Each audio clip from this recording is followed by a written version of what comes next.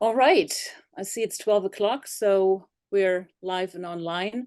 Let me extend a very warm welcome to you all who are visiting, friends of the Center for Ideas in Society, students, colleagues, first-timers, returning visitors.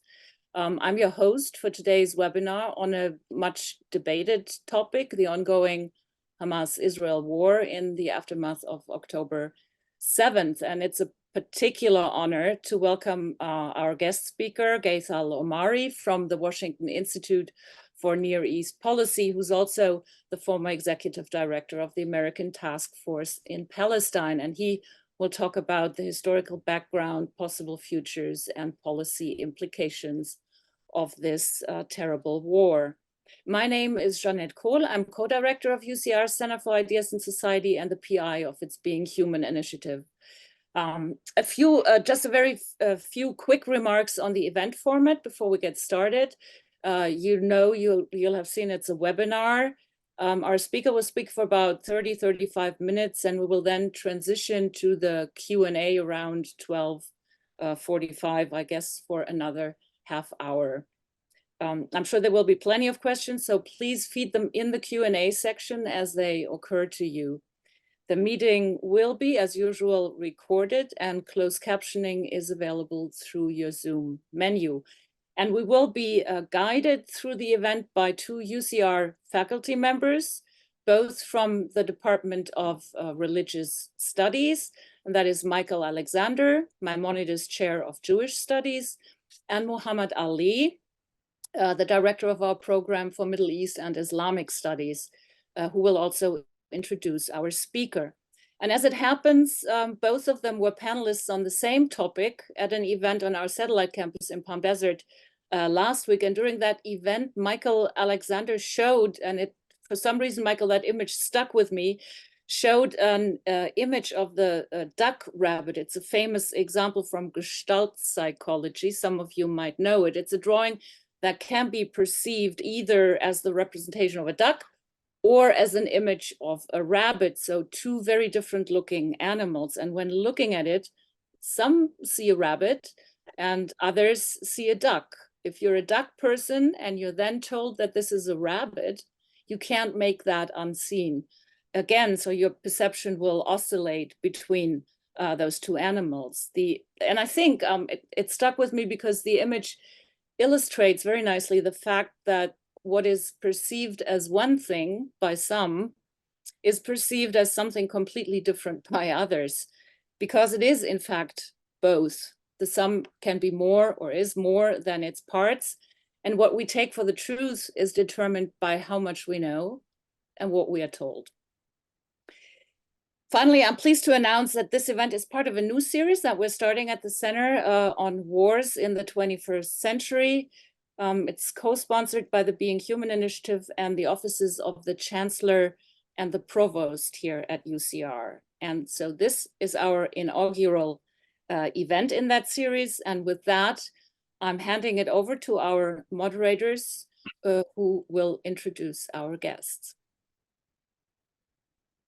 Thank you so much, Professor Jen Kohl. And I'm very honored and very pleased to welcome our speaker today, Ghaith al-Omari, that I would like to introduce.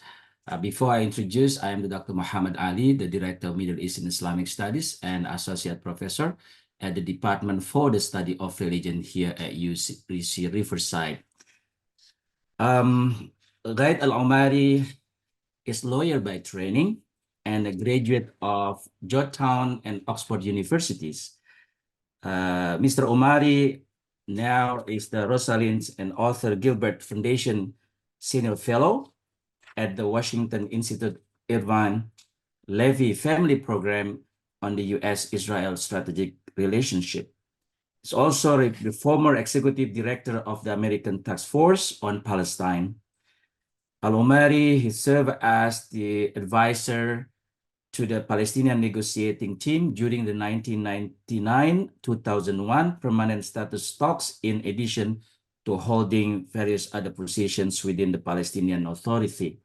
So we are very honored, and it is hopefully a productive discussion that we have. That we have about 35 minutes for Ghaith al-Omari to speak, and then we have a Q and answers after that.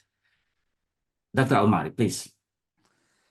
Right, thank you very much, Muhammad. It's really a pleasure to be with all of you, Jeanette, Muhammad, Michael. A special thank to you, Muhammad, because you got my name right. No American can pronounce my name, so at least you have the Arabic right. But look, I mean, maybe let me start with just what I'm going to talk about. And as the kind of description of the event says, I'll be focusing on the policy aspects of it. I'll be focusing on what are the policy dynamics that got us to October 7th. And once the war is over, and it's going to be over at some point, what are the policy options? I will not talk much about what's happening now, and I will not talk about the humanitarian toll. All of that said, you know, policy that is not rooted in a sense and an understanding of the human cost of the conflict would always be insufficient. And it's important to note that the human toll, whether on October 7th itself, when it comes to the Israelis, or the ongoing war on the Palestinians, is something that is beyond heartbreaking. It's something that is tragic. And this has to be acknowledged. And I also have to acknowledge something that Jeanette said. You know, you talked about the duck rabbit. I have to say, in 3 decades of working this issue, I've never seen 2 bubbles that are so disconnected. When I speak to my Israeli friends, it seems like they're living in a different universe than when I talk to my Palestinian friends. So this is one that is creating a lot of, not polarization is too maybe gentle of a word for it. All of that said, I'm going to start maybe with kind of what got us here and what are the options moving forward. And I would look at 3 different sets of dynamics that I think got us to October 7th. And I'm going to talk about domestic Palestinian dynamics, Palestinian-Israeli dynamics, and regional dynamics. And maybe let me start with the Palestinian-Israeli dynamics. And October 7th happened at a time where I believe the Palestinian-Israeli relations were probably at their worst. Certainly throughout my involvement in this, certainly through the 1990s. You know, the bigger context, obviously, is the Palestinian-Israeli and Arab-Israeli conflict started in 1948, transformed in 1967 with the occupation of the West Bank and Gaza. And the conflict had for a very long time, most of its duration has been seen as a zero-sum conflict where both the Palestinians and the Israelis held very maximalist positions.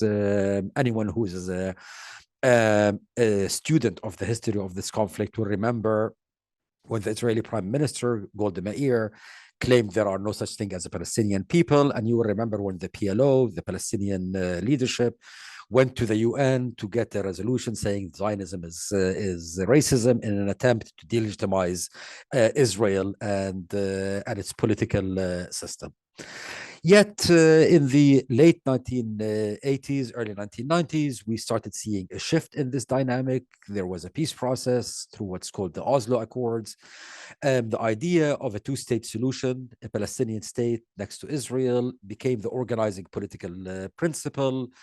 And that was a time, and this might sound very strange for many of the younger audience, that was a time where actually you had a lot of trust between the two publics. If you look at the polls in that period, you will see that most Palestinians and most Israelis overwhelmingly supported the 2-state solution. But more importantly, for our purposes, they felt that there is a partner on the other side. And again, this is certainly seen in the polls in the 1990s. This all changed in the early 2000s, and we ended up with something called the Second Intifada, which was really, it was an armed conflict between the Palestinians and the Israelis. And this is where you started seeing a shift in both politics in both sides, but also a major loss of trust between the two sides. Israelis got convinced that Palestinians have no interest but to destroy Israel, and Palestinians became convinced that the Israelis have no interest but to subjugate the Palestinians. This dynamic that really happened in the beginning of the century kept on getting worse and worse. And now we have a generation of Palestinians and Israelis who have seen nothing but what the others the worst that the other side has to offer. If you're an Israeli, Your experience with Palestinians has been through the prism of terrorism, Palestinian terror in Israel. And if you're a Palestinian, your experience with Israelis is most likely with Israeli soldiers in the West Bank or Jerusalem, or being, basically trapped in Gaza. This also kind of coincided with the rise on both sides of governments that basically were not very interested in pursuing a diplomatic solution on Israel. I would comfortably say that the Israeli Prime Minister Netanyahu, has repeatedly said he is not in support of a two-state solution. He actually takes pride of it. And on the Palestinian side, and I will go into that in more depth in a bit, you have a Palestinian leadership that is simply too weak to be able to conduct serious negotiations. And instead of the negotiations, we started seeing violence defining the relations between the two. We've seen an intensification of the Israeli military sides of the Israeli occupation in the West Bank and in Gaza. We've seen in recent months a rise in violence by Israeli settlers, but also on the Palestinian side. We've seen a collapse of diplomacy. We've seen again, a resort to violence. So today, on October 6th, as it were, you had a situation where politically most Palestinians and most Israelis no longer believed in a two-state solution. They did not have an alternative. What you often hear in the US, in Europe, a one state is an option. This is not what most Israelis or Palestinians believe in. They simply believe, and this is again what the polls tell us, they believe that there is no solution to this. So the hope that was there has been replaced by despair. And more importantly, there's now a belief that there is no partner on the other side. Again, now most Palestinians don't believe that Israelis want peace, and most Israelis don't believe that Palestinians want peace. This has been further, as I said, exacerbated by a weakness in the Palestinian political system. And I have to say, the current Israeli government, which contains some very hardline, extremist ministers in its fold. So we had a time. So this is kind of on the Palestinian-Israeli one. The hope has been gone, replaced by something more negative. But if you look at the second set of factors getting us to October 7th, you look at the domestic Palestinian politics. And domestic Palestinian politics, we've also been seeing a zero-sum dynamic that has really defined Palestinian politics since the beginning of this century. I mean, in the Palestinian political system, there are two major political parties. You have Fatah, which is the political party that runs the Palestinian Authority, that governs the West Bank, that dominates the Palestine Liberation Organization, the PLO, which is the internationally recognized representative of the Palestinian. And this is an organization, this is a party that believes in a two-state solution to be achieved via diplomacy to create a secular state. On the other end of the spectrum, the other political party, dominant political party, is Hamas. Hamas is an Islamist organization. It believes in destroying Israel and creating a Palestinian state throughout historic Palestine, from the River Jordan to the Mediterranean Sea. And it believes in doing this through violence and terrorism. This is something that Hamas has been very clear about, continues to be very clear about. Leaders of Hamas, I was looking at an interview with the Hamas number 3, Khalid Mash'al, just 2 days ago, in which he basically was very clear, we don't believe in a two-state solution.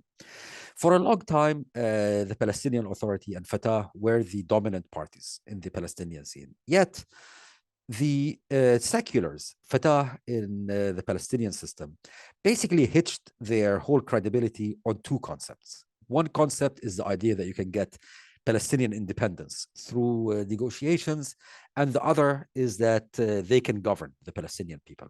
And they failed miserably in both of these concepts.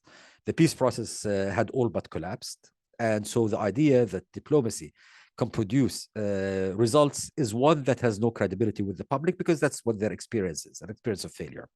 But also the fact that the Palestinian Authority has been so corrupt in its governance, so bad, where inefficiency, poor governance, corruption, nepotism really define the behavior of the Palestinian Authority, has made most Palestinians actually lose faith in it. And that was when Hamas came into the picture in the mid-19 to late 1990s to prevent an alternative. Hamas had, there was an election in 2006. Hamas ran, interestingly, not on a platform of armed resistance, but rather on a platform of clean governance. And they won the elections.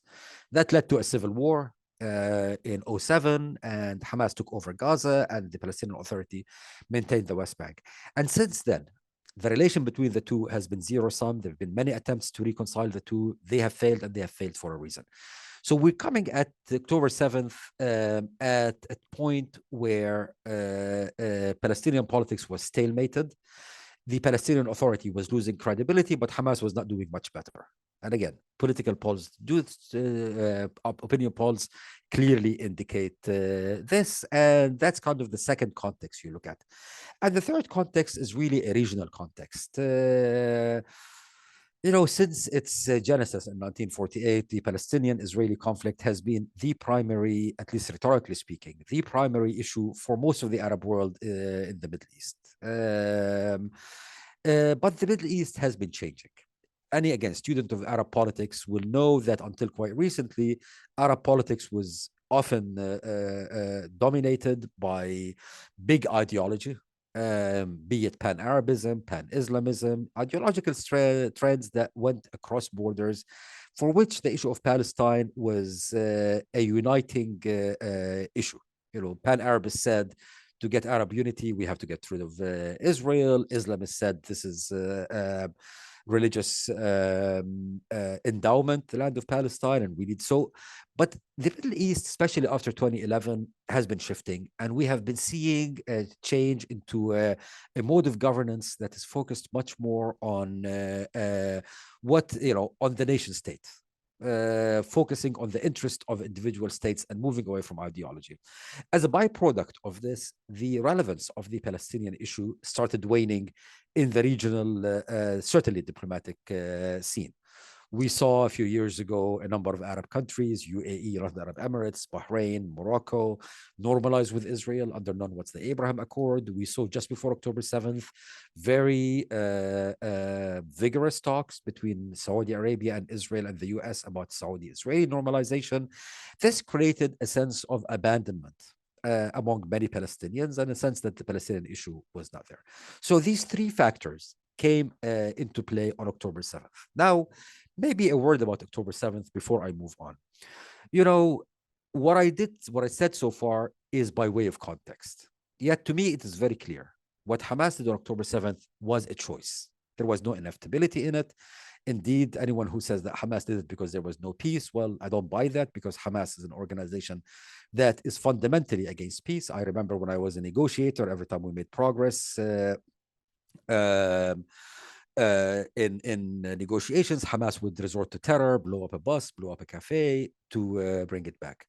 So to my mind, what Hamas did was clearly acts of terror, clearly something that was a choice. Yet without understanding the context, it's very hard to understand how to resolve this issue. And then if we don't understand this context, we will miss why organization like Hamas grew and why it got a lot of traction among many in the public. October 7th happened. The Israeli reaction was expected. This is not the first war in Gaza, and the Israeli reaction, while obviously much above what we had before, follows a similar route. But there is something fundamentally different. The Israeli approach until October 7th to Hamas, certainly under the current prime minister, Benjamin Netanyahu, who, by the way, has been prime minister almost all the time since 2009, with 1 year break in between. His approach has basically been to contain Hamas. So we've seen rounds of fighting, but Israel never in the past tried to topple Hamas. And as a matter of fact, the Israeli government had allowed Hamas to continue through allowing financial assistance to come to Gaza and to Hamas specifically from Qatar. This, I think, has changed it. I think in this one, one thing that is very clear, that in the Israeli perception, they don't feel they can live with Hamas next to them. Whether or not this objective will be achieved on the ground remains to be seen, though I do believe that this war will not end until we get to a point where Hamas's ability to govern Gaza and to cause a serious military threat to Israel has been severely degraded. Doesn't mean Hamas is going to disappear. As an ideology, Hamas is an extension of the Muslim Brotherhood, an organization that has presence in all over the Arab world and will always be a natural constituency. But the objective is, as I understand from Israel, is to make do with Hamas's military and governance capabilities. But the big questions right now is what will happen after the war is over. Now, again, as a caveat or at the beginning, it's worth noting that the war will not necessarily be over in a short period. The war goes through phases. We had the aerial bombardment. Now we have a ground war. It's shifting to a different kind of war that's more intelligence led and much more low intensity, but the war will continue. And there will be a long transitional period until we talk about the day after. But when we talk about the day after, I think the first point of consensus that I think everyone, at least in the diplomatic sphere, believes in is that only the Palestinians can govern Gaza after the war is over. At the beginning of the war, there were some ideas of bringing, an international coalition, an Arab coalition, something similar to what we had in Bosnia and in other wars.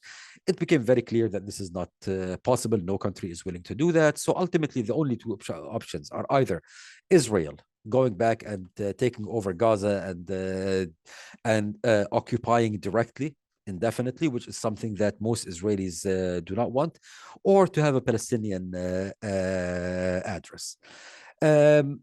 Yet the ability of Palestinians to govern is one that is not so obvious.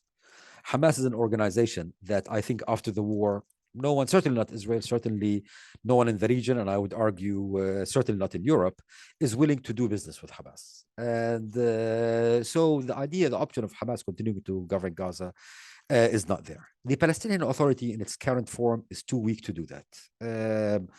As I mentioned, corruption, poor governance, most importantly, frankly, a loss of credibility among the public. When 92% want the Palestinian Authority president to resign, it tells you there's a deep legitimacy problem. And governing a place as complicated as Gaza cannot be done with this. So the first challenge, as we talk about the war day after Gaza, is can the Palestinian Authority be rehabilitated? We've been hearing a lot from from President Biden, the idea of revitalized Palestinian Authority.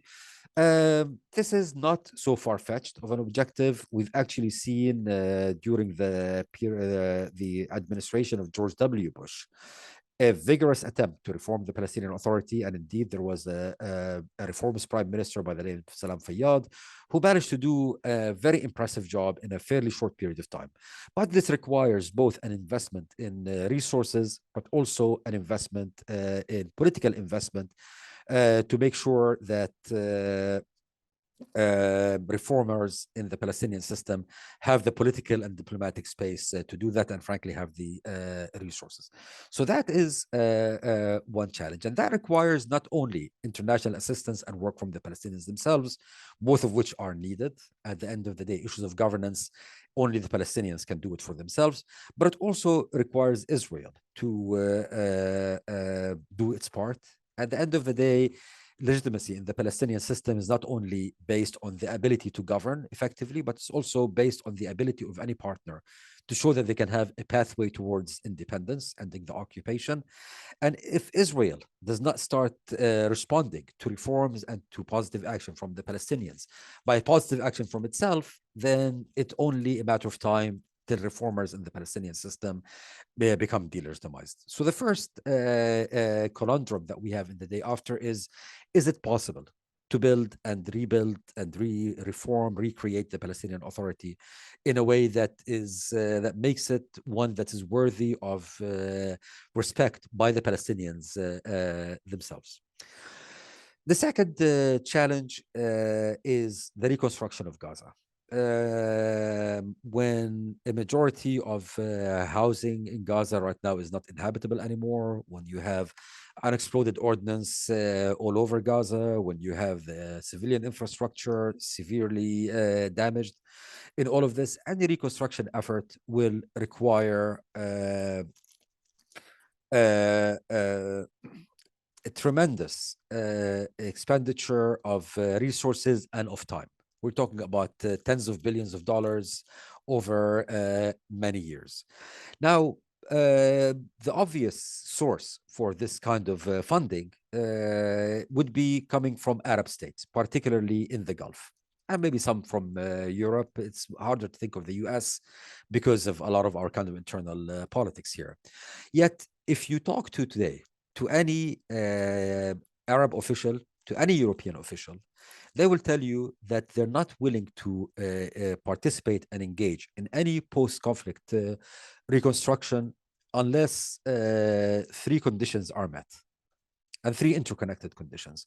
One is, and it makes sense, they would say, we're not going to participate in and put billions into this just to see it destroyed in the next war. So they want to look at the security arrangements to minimize the possibility of a future conflict. Part of that, many of those Arab countries will be saying, look, the war in Gaza, this is a result of the Palestinian-Israeli conflict. This is a result of Israeli policies, Palestinian dynamics. And they're saying, why should it be our job as Arab countries to come basically and pay for the mistakes of Israelis and Palestinians? And what they're saying right now is the only way to come is if there is a political and diplomatic packaging of their engagement, which basically says any engagement should be a step towards a two-state solution, the creation of a Palestinian state. The way that the terminology we use right now is the existence of a pathway towards Palestinian statehood. Again, for those countries, they're saying our involvement in Palestine is not a charity, it's not humanitarian, it's political, and our political objective is to see a Palestinian state next to Israel.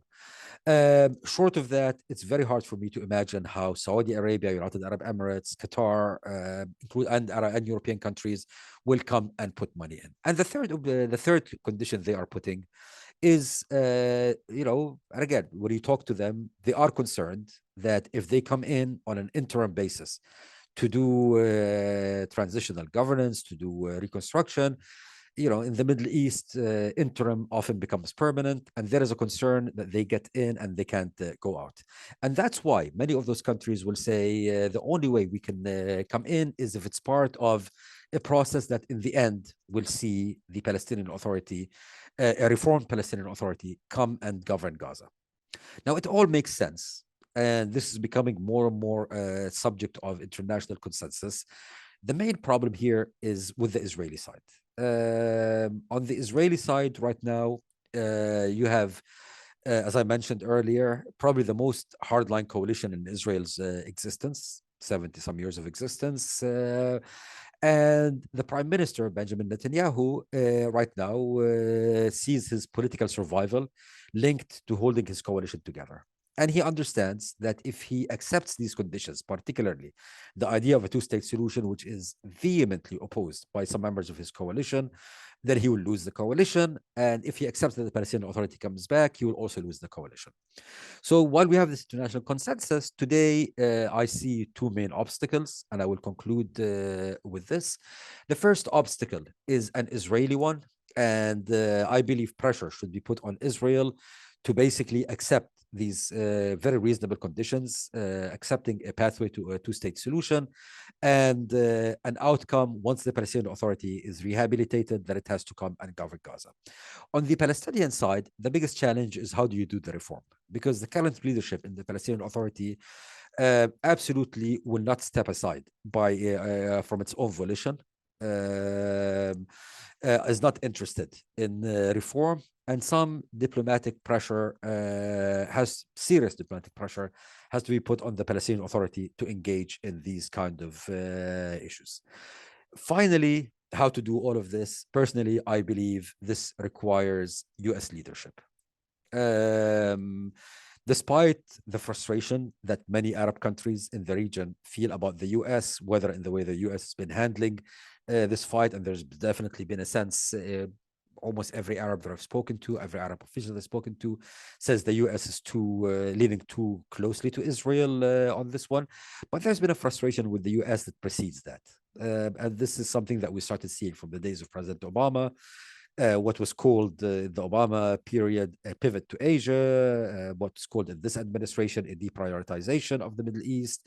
We saw something similar during the Trump administration.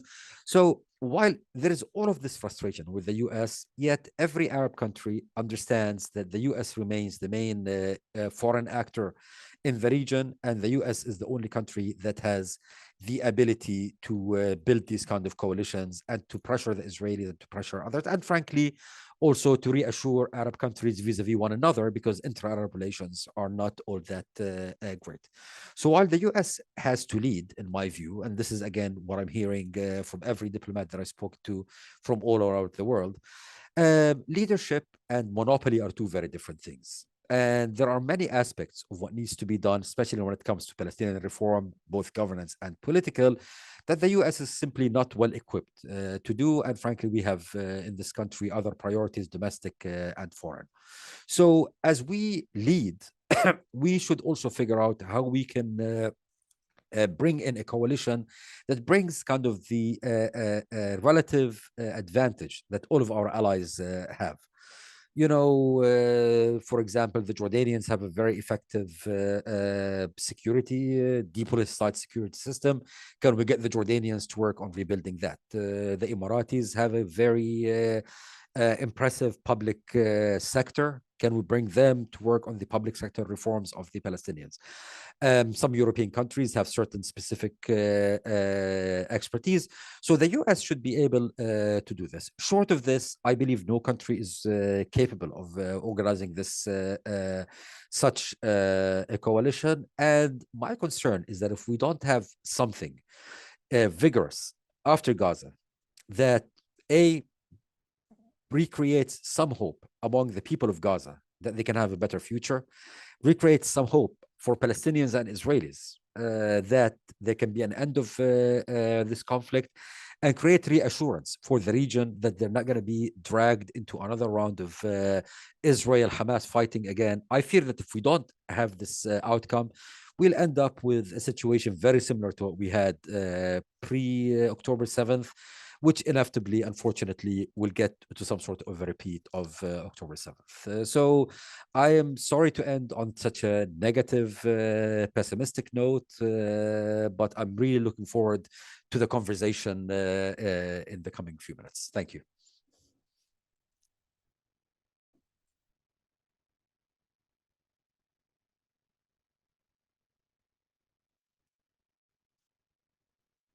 Thank you so much, Omari. Please, Michael, do you have anything from our audience and questions and answers? We should simply remind the audience that the means to ask questions is through the Q&A window, Right. and that you and I will pick up those questions and then relay them to the speaker, and that you and I can get this started with a couple of questions. Muhammad, do you want to start? Or, I mean, I could take up an hour, so you might want to get a question in.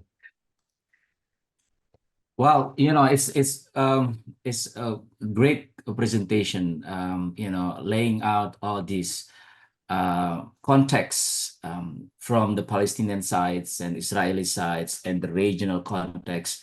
I think it helps us understand clearly, you know, what led to October 7, 2023. We just recently had an official information about, you know, from Hamas about why they attack on October 7th. So some of the things that they cited, you know, in the report, supposedly it's official from Hamas. We are not really sure exactly, but it cited the reasons why they attacked October 7th. So what would you comment on that? For example, the document cited Israel campaigns of settlements, constructions, and the Judaization of the Palestinian lands in the occupied West Bank and Jerusalem, and the killings of thousands of Palestinian civilians from 2000 until this year. So in other words, you know, of course, this is from the Hamas perspective. And I think it's useful to see how they themselves, you know, saw the attack. And they said that this is a normal, they said that the attack was a necessary step and a normal response to confront all Israeli conspiracies against the Palestinian people. So as long as we still have these narratives and the cause, how would you see this? From the Hamas, from the because you are saying also that we have to take the consideration of every single group in Palestine. Certainly, it's not working today. That you have 3 months and a half with 25,000 people, including women and children, killed. It's not working, and I'm not sure if the path is to end Hamas, but Hamas is still there. So how would you, I know this is still a very Right. yeah. I mean, What do you think? But first of all, I think it's very interesting that the document that you mentioned, if I'm thinking of the same one, it only came out a couple of days ago, 2 or 3 days ago. And the fact that Hamas has not articulated a reason for its attack until now tells you that much of what we see in that document is actually justification in retrospect. To understand why Hamas did this, I think you have to take into account maybe 2 factors. First, Hamas itself is a divided organization, like every organization. I don't want to say divided, but there are different strands. And it's very clear that October 7th was the planning and kind of implementation was very much within a certain wing. The current leader in Gaza, a guy by the name of Yahya Sinwar, and a guy who was in Lebanon by the name of Aruri, who was killed by the Israelis a few weeks ago. And I think what this document is coming more from the political wing of Hamas that's trying to put it in context. First of all, in response to this, I personally believe that no matter what the Israeli violations are, none of this justifies in any way, shape, or form going into civilian communities with the express intention of killing civilians and committing atrocities against civilians, which is exactly what Hamas did. We can spend hours talking about all of the things that Israel did wrong, all of the mistakes, all of the sins that Israel committed. No doubt, there's that. Yet none of this, to my mind, justifies what happened. Yet to your point, really, I think, when you look at Hamas and ending Hamas, I don't believe that Hamas as an idea or as an organization can be ended. I mean, Hamas is an extension of the Muslim Brotherhood. Muslim Brotherhood had been in the region since the 1920s, when it was founded in Egypt. And since the 1920s, that's that's almost a century. Every Arab country at some point or another tried to destroy the Muslim Brotherhood, yet they continue to exist. So as an idea, you cannot destroy it. Yet what you can do is a number of things. First of all, I'm going to now draw an analogy that's far from perfect, because I don't think Hamas and ISIS are the same. I think they're very different in many ways. Yet I'm going to draw this analogy specifically. Today, you have a lot of people who still continue to support the ISIS ideology. That's another ideology you cannot get rid of. Yet today, ISIS is not a fraction of the threat that it was a few years ago, because its military capabilities to conduct terror have been severely degraded. So I think with Hamas, it's possible to do that, first of all. Because when Hamas decided to become a government, then it got all of the benefits of being a government, but also all of the vulnerabilities of being a government. So I think that is within the realm of the possible, and I think that is a very reasonable objective. Though, of course, even if it's a reasonable objective, it doesn't justify or give reason for Israel to also not respect the laws of war. Yet, at the bottom line, I will go actually to, a dad joke, as it were. We often say, if you're being chased by a shark, you don't have to swim faster than the shark. You have to swim faster than the next guy. So you can actually damage Hamas. You can hurt Hamas. But unless you can provide an alternative to Hamas, and Hamas is an organization that thrives on despair. Hamas's message to the Palestinian public is peaceful means don't work, only violence works. So unless you can provide an alternative vision, a vision that can show the Palestinians in a convincing way that diplomacy, peaceful means can produce results, Because again, if you're a Palestinian who has come of age since the early 2000s, this doesn't make sense to you. So you have to show this, but also, this is why I always go back to the issue of reform of the Palestinian Authority. Because if the alternative to Hamas is corrupt, if the alternative to Hamas are people who are just basically taking international assistance to make themselves and their kids richer, if the alternative to Hamas is an organization you'll only get a job if you're someone's friend or someone's, then Hamas will, if not Hamas, and Hamas 2.0 will recreate itself. So I believe that, yes, there is a place for military action, but at the end of the day, without providing an alternative, both in terms of a liberation strategy, and this is why we need to rehabilitate diplomacy, but also as a governance strategy on the Palestinian side, then Hamas will reconstitute itself. Thank you. Okay, I think it's my turn. So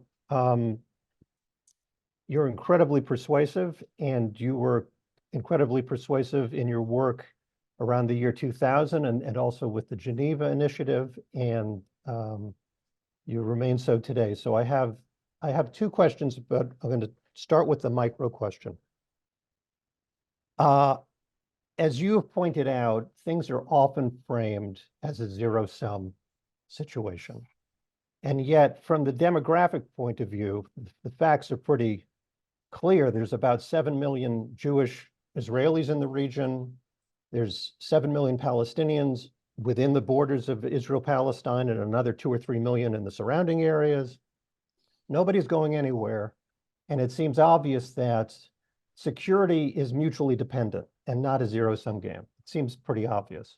So in your experience, you were involved in trust-building measures. You were involved in getting the parties to see that. What did you do then, and is any of it relevant today? Michael, this is a very difficult question. And it's a difficult question because honestly, I mean, I'm old enough to remember that my generation, we approached this from the beginning as a zero-sum game. And I think I referred to it earlier. And, if I want to be a bit kind of dreamy, I would say that Arafat and Rabin woke up one morning and realized, we've seen the light and we need to end the conflict and etc. That's not how it worked.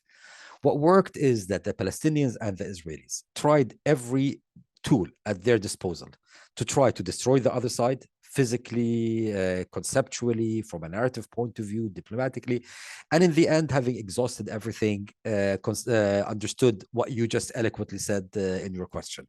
The Palestinians are going nowhere, the Israelis are going nowhere, and neither side is going to give up on its national aspirations. I fear that we have right now a generation that has not experienced that. And it makes sense. We had a window to do to translate this realization into policy. We failed as negotiators, as diplomats, we failed. So you have now a generation that it's very hard to convince them that diplomatic means are going to get there. There are two ways of getting your public on board. One way is the way that my generation did, which is the very painful, very costly way of trying everything until you fail and you realize you're left with only this. But the other one, and this is where I keep on focusing on domestic politics. I focus on the Palestinian domestic politics, but the Israelis have their own set of issues that they have to deal with, is to get leaders who have legitimacy to tell difficult things to their publics. It's very easy to say to your public all of the things that the other side has to do. You have to be a leader of a particular caliber to go to your public and say, we need to make compromises because both the Palestinians and Israelis have to make some very heavy compromises for peace. So I've become a very strong believer in the need to focus on domestic politics and how can we encourage the emergence of credible leaders who have the right mindset. Now, one last point, and this is maybe the cynical aging guy speaking here. When I first started my career as a negotiator in the 1990s, I almost looked at negotiation as a flirtation leading to a marriage. Now, when you're doing this, You want to kind of talk about everything in the future with your future partner. So we had the negotiations about the future economic relations, cultural relations. I can even tell you we had about, how do we have joint art projects, etc. With time, I've become to believe that this is a divorce. I think the idea, after so many years of conflict, that the Israelis and the Palestinians will somehow love one another, it's great, and I think it's worth working for. And I for one, continue to work for coexistence. But I think from a policy point of view, we have to look at it as a divorce, meaning we have to look at the core issues that both sides need, and how do you create separation between the two. And like any divorce, it's great if in the future we can become friends, but even if we don't, a divorce is better than a bad marriage. And what we're having right now between the Palestinian and Israeli is that. So a long-winded way to say, be more minimalist in our approach to the conflict. Look at what are the core interests that both sides have, meet this interest, meet these concerns, and let the future take care of itself. Thank you. Jeanette, do you want to jump in? Yes, if I can chime in real quick, because that made what you just said made perfect sense to me. So, and I agree. I mean, you said leadership is one thing and monopoly is a different thing. So apart from in terms of rethinking the whole geopolitical region, apart from political and economic interests at play, what about religious leadership? Isn't that, I mean, is that the point? Naturally, I would think these are also questions of morale and, ethical questions. Isn't that where one could start in, not even trying a reconciliation, but building morale? And, or is it the completely wrong place to start? I don't know. No, actually, I mean, thank you for this question, Jeanette, because I think, again, I mean, and this kind of goes to Michael's question. I mean, I think one of the biggest conceptual mistakes that we made in the kind of previous round of diplomacy is we looked at it as a purely secular endeavor.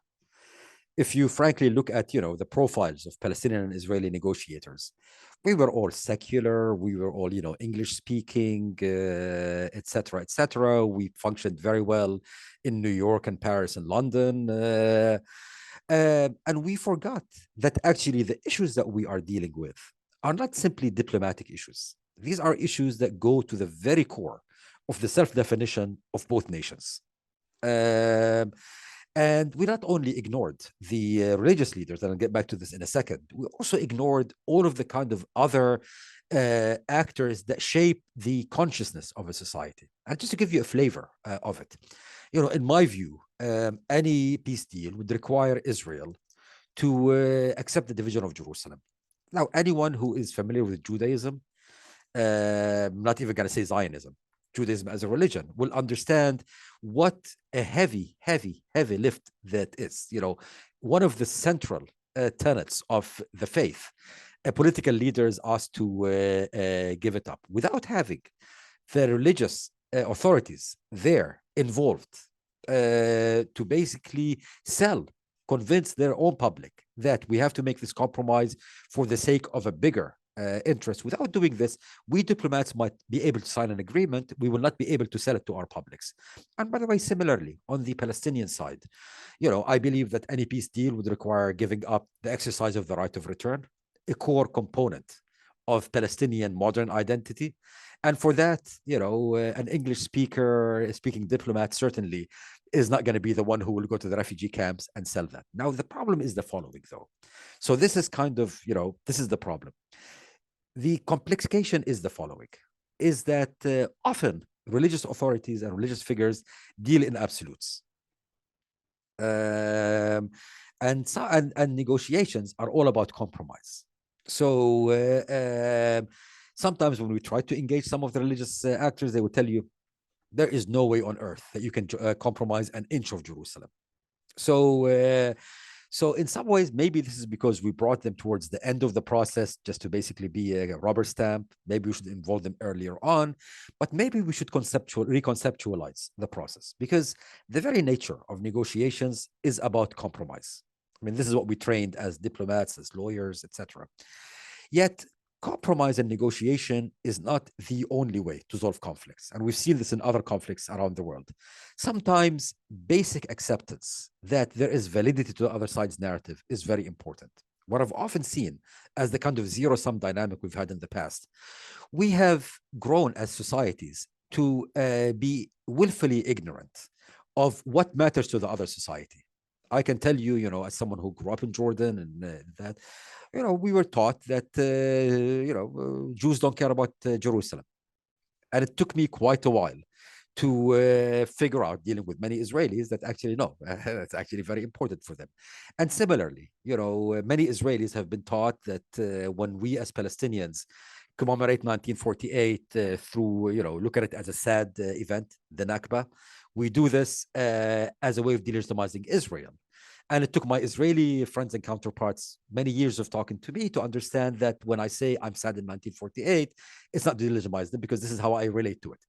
I'm saying this to say that we can have another process that is parallel to the negotiation process, that's about sensitization of each side to the priorities. And to get, for me, it's enough to understand that for the Palestinian to understand that when an Israeli celebrates 1948, they're not doing it to kind of, celebrate my pain. And when I mourn 1948, I'm not doing it to delegitimize them. I think that's enough. I will never get an Israeli to apologize for 1948. That's part of who they are. An Israeli will never get me to celebrate 1948. That's not who I am. But the mutual respect that we look at it not from a place of malice, but conviction is, again, and this is, I think, where you can bring some of these non-diplomatic, non-political actors to be part of this process, because ultimately this is about shaping public opinion and public consciousness. And some of these actors, religious, cultural, etc., are much better equipped for that than your typical diplomat.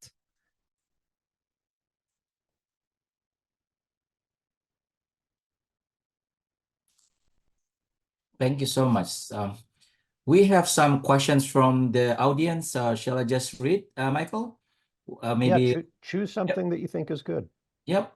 So, for example, from Bella Merlin, first of all, there are some praises. Thank you for this measure and fair presentation of the issues. Excellent presentations. If you read also there.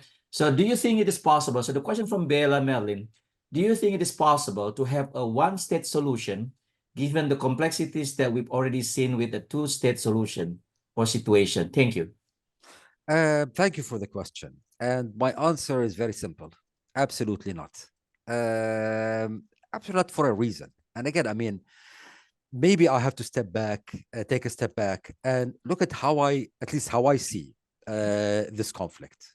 I mean, what makes this conflict so complex and so compelling at the same time is the fact that this is not a clear morality play. This is a conflict between two national movements that have a very just, very compelling claim to the same piece of land. And each one wants this piece of land. Both kind of the Jewish people and the Palestinian people also have a very painful history of vulnerability. Obviously, much longer for the Jewish people, yet the Palestinian modern history is one of vulnerability and one of disempowerment. And this is in some ways a very American question, because our concept of our nation is, at least conceptually, is not rooted in ethnic nationalism. It's rooted in an idea in a document called the Constitution. Yet we forget that in most of the world, the organizing principle for states is the nation state, the ethnic nation state. The very, what I learned when I was doing international law was every people with a distinct sense of identity have the right to a state of their own. And the state is not simply a set of, institutions that do services and security, etc. A state is the expression of a national identity. And so for those who, for me as a Palestinian, what I want is a state in which I can exercise my national identity. If I wanted something else, I can get a Jordanian citizenship and say, adios, and that's that. The same with the Israelis. They want the place where they can express their national identity. So when we talk about the one state, I often throw out some very banal questions. What color is the flag? Is it the Israeli blue and white, or is it the Palestinian four colors, red, green, black, and white? What's the language? Do we take Yom Kippur off, or do you take Eid al-Adha off? How do we relate to 1948? Do we celebrate it? Do we mourn it? These might sound like banal questions, but these are at the very core of what state stands for. The Jewish people want a state in which they can be Jewish people, do exercise their identity, you know, have their political fights between the Orthodox and ultra-Orthodox, and the, you know, this is, we want a state in which we exercise our own identity. And by the way, and this is something that I think is key, you know, people who think, you know, the Palestinians are, yes, they are Arabs, but we have a very distinct identity, like every Arab state right now. So we want a state of our own. And that's kind of my issue with the one state idea. In theory, particularly for an American audience, it makes sense. But if you look at how deeply the Zionist movement, you know, the Jewish nationalism, how deeply they hold their identity. If you look at how deeply the Palestinians hold their identity, I mean, you know, look at social media now. We're continuing to fight, is Hamas Arab or Israeli? These are all because the affirmation of identity is so key. So to my mind, unless you end up having two separate states in which each nation exercises its national identity, if you put them together, you're not solving the conflict. You're transforming the conflict from a diplomatic intrastate one to a civil war. Because it's a new country, neither nation is going to give up their right. And I don't buy the idea that you can have two contradictory identities in the same political system. Thank you. Michael, please. Yes. So I have a question regarding, we're going to go broader a little bit to regional and maybe even geopolitical. So in the Washington Post, the president in late October maybe, or certainly by early November, started floating an idea that I think had been started by the Trump presidency, which is to get the countries of the Abraham Accords to create a commercial corridor between starting in India, moving to the UAE, to Saudi, through Jordan, and then through Israel and Palestine, finally with a port in Gaza and maybe a port in Haifa. And that this would be a kind of competition to the Belt and Road Initiative of China going through Russia, Tehran to Europe. So that seems, first of all, you're in the Beltway and you're in the loop. So are people talking about that? And it does seem that in terms of bringing together commercial interest, national interest, political interest, that they're thinking about the reconstruction of Gaza, even though it's hard to bracket the humanitarian loss here. But when you keep on talking about the day after, thinking about the reconstruction of Gaza to include a port that's part of this large commercial entity, and to think that possibly Abraham Accord nations might be interested in participating in that commercial enterprise, where are you on that, and what are you hearing about that? You know, again, complex question because it brings together many different dynamics. I mean, specifically on that question, on that project, I'm no expert on this matter, but people tell me that in practical terms, this is, if it's ever going to be possible, it's going to be a long time in the future, requires major investment in infrastructure, even though what we saw in this war with the Houthi rebels in Yemen, basically blocking the Red Sea, and with it some 15 to 20% of international shipping, has suddenly made this again rise up to the top of the agenda. And actually, in practice, we are starting to see this happening. Some Israeli shippers are, coming from Asia, are offloading in Saudi, going to Jordan and to Israel. But it's not as efficient and it's not as cost effective as that. But it actually raises two bigger questions. One big question is that, yes, the Middle East right now is an arena for what we call in the Beltway, the great power competition. This idea that you can just leave the Middle East and start focusing on Russia and China, which is, the new fashion in Washington right now for the last couple of years, simply doesn't work. Because Russia and China and everyone else is going to be competing with the United States in every possible arena. And given the strategic location of the Middle East, as well as energy, etc., this is going to be a proxy arena. So that's kind of one set. And I think this is what the administration and the policy community in Washington is starting to understand. There is no escaping the Middle East.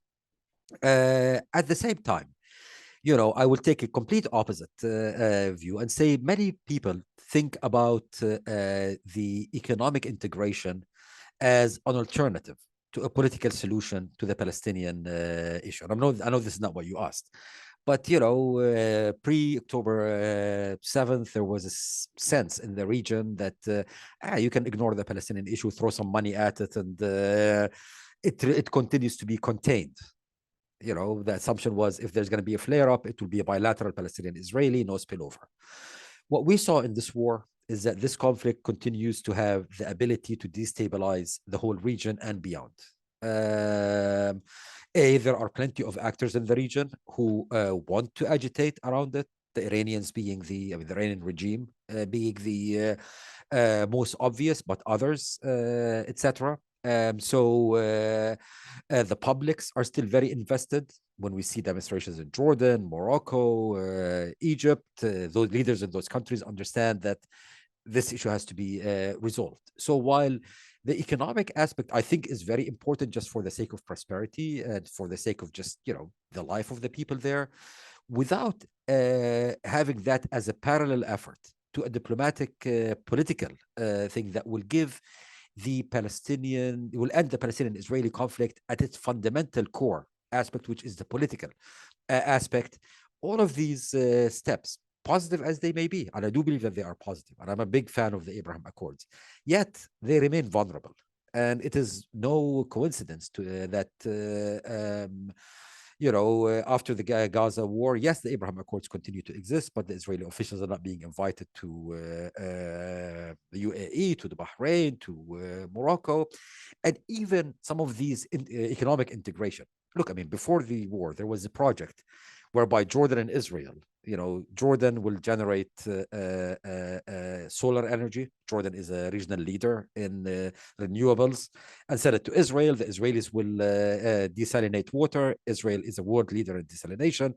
Give it to Jordan, and the Emiratis will finance this and make money out of selling the surplus in the open market.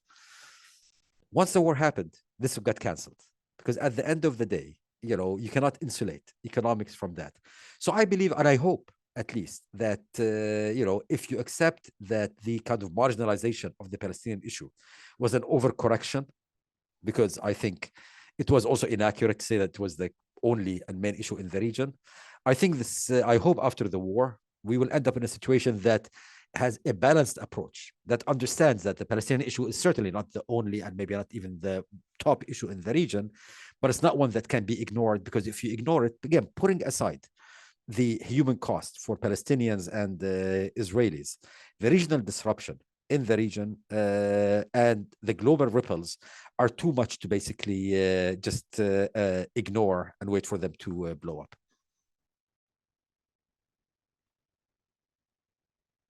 Thank you. So if I'm understanding, it's essential to you for there to be a resuscitated and Palestinian Authority in order to have an entity that can even take ownership of a Gaza project okay. But certainly, by the way, a resuscitated Palestinian Authority needs to be one that meets the needs of a Palestinian people. I mean, as we learned in our exercise in Afghanistan and in Iraq, externally imposed doesn't work. I believe what we need to do is to set what are the standards that we expect from a new Palestinian authority and leadership, and leave it to the Palestinians to figure out how to best meet these kind of standards. And if they go in that direction, provide them with the kind of financial, diplomatic, and if needed, security support that they need. But it has to be Palestinian driven, even if the pressure is coming from the outside.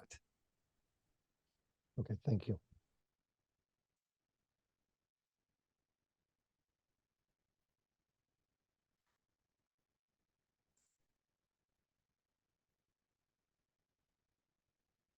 So do we have any questions from the audience?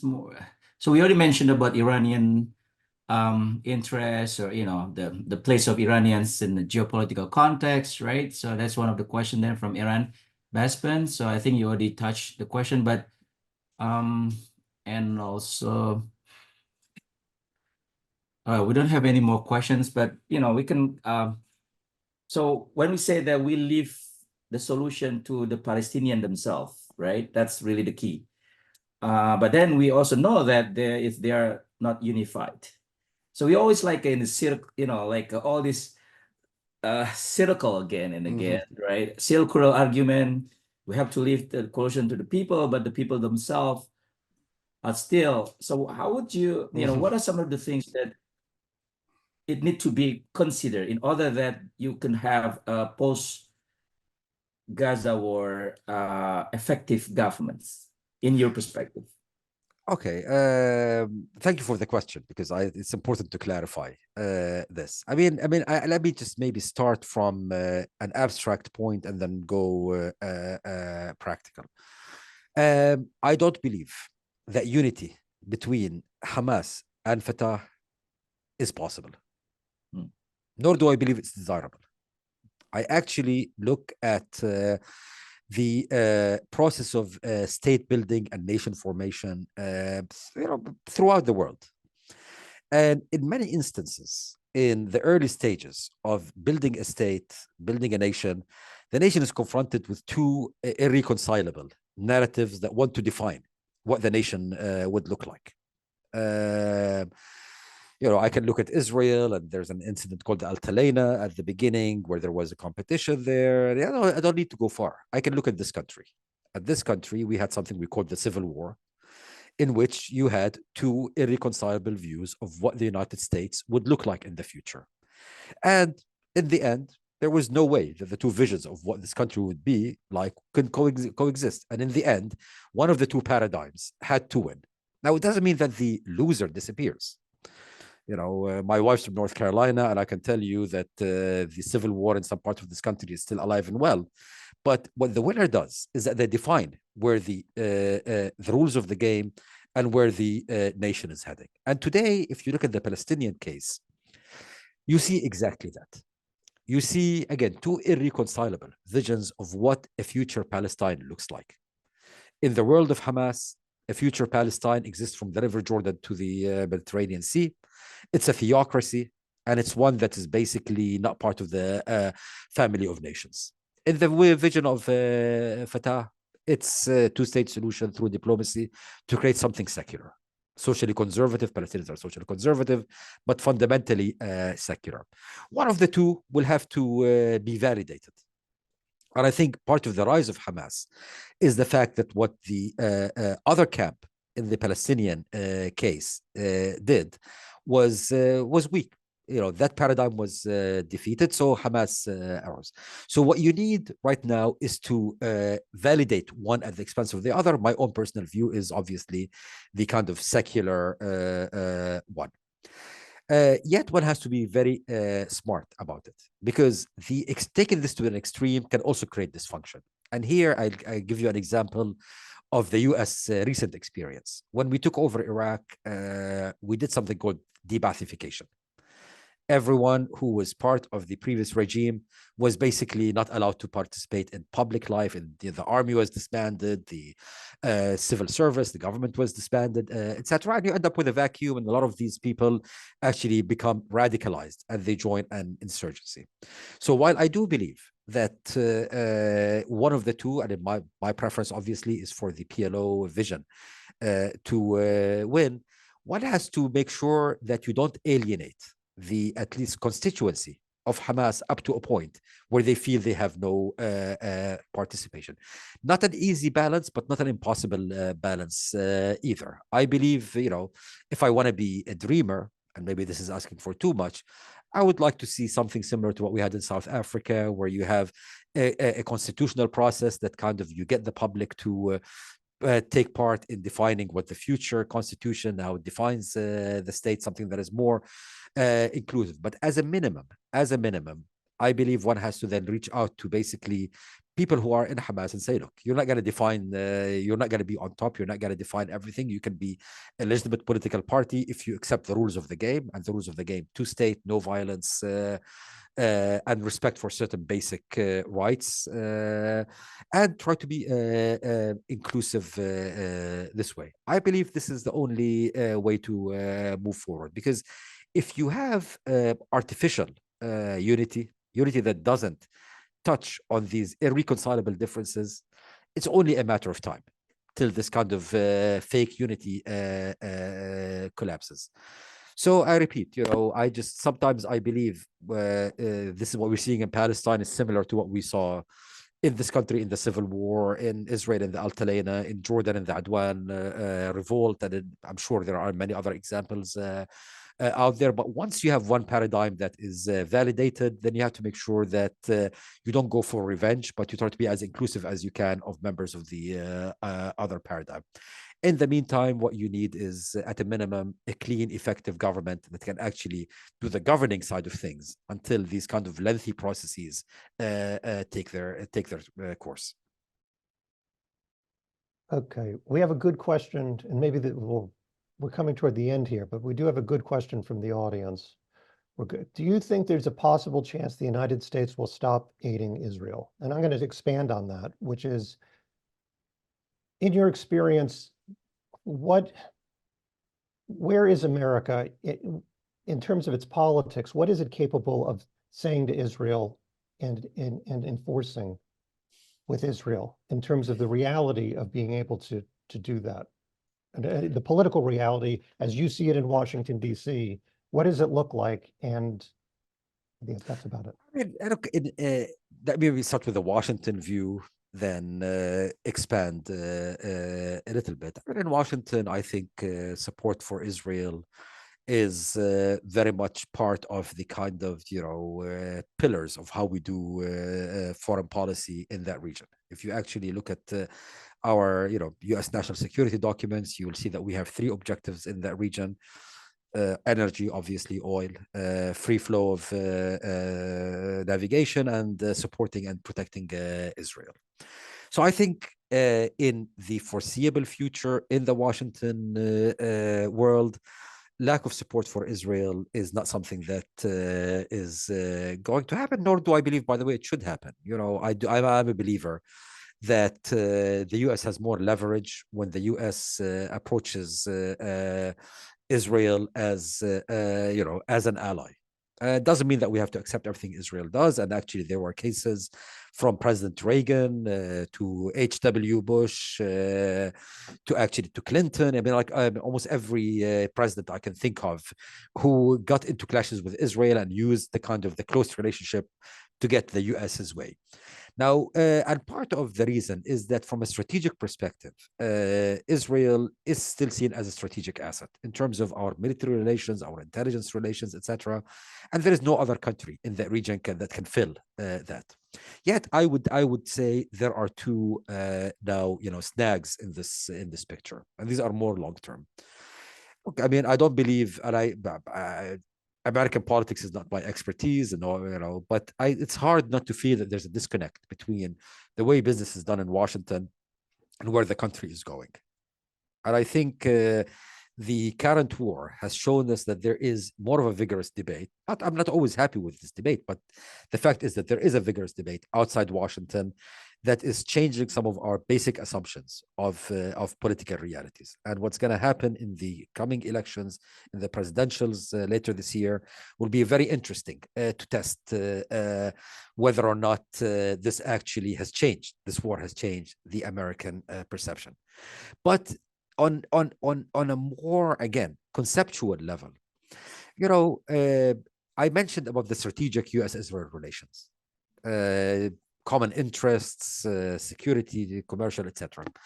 In this regard, Israel is not unique. There are many American strategic interests throughout the world and even in the region. What has made Israel unique so far is the fact that the partnership has been seen as not only interest-driven, but also values-driven. And this is at least, someone of Joe Biden's generation, this is how they see it. Now, this is being challenged.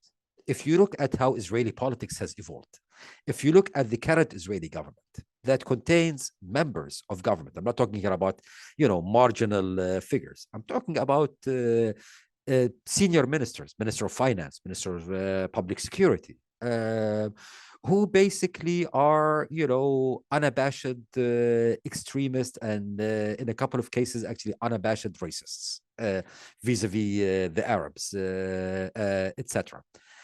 Israel, I mean, we tend to forget there was history in Israel before October 7th. Much of this last year in Israel was consumed by a fight over the judicial system in Israel. But that fight was really over the soul and the nature of Israel. Is it going to remain a liberal democracy, or is it going to become something like Hungary, it's like India, an illiberal democracy? And if those who are advocating for an illiberal democracy in Israel prevail, then I think Israel and the US will lose the kind of value side of the relationship. The interest will continue, but the values, the common values, will erode. And if that happens, then I think the nature of assistance for Israel and support for Israel will change and will become much more transactional than it had been in the past. So it's really up to kind of, it's if it depends on how Israel ends up evolving after this war is over, both vis-a-vis the Palestinians, but also vis-a-vis its own character as a state. But in the meantime, it's very hard for me to imagine that the fundamental support will go away, even though obviously policy differences will continue to exist and clashes will continue to exist. Thank you very much. Ghaith, is that correct? Almost. Almost. Okay. Not like Muhammad, but No.